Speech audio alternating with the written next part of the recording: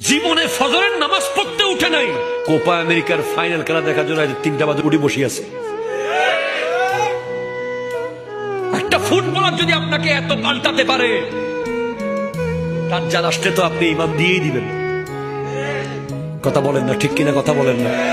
আমরা দেখতেছি জুমার নামাজে বসে বসে, ঈদের নামাজে IPL T20 দেখতেছি মসজিদের ভিতরে। আমরা দেখি জুমার দিন যুবকরা মসজিদে ঢুকার আগে বৈঠকখানায় বসে বসে আল্লাহ জিকির আর নবীর দুরূদ না পড়ে পড়ে খেলার কথা, মেলার কথা, গানের কথা। ঠিক কিনা কথা বলেন? তোমাকে শেষ করে ফেলেছে।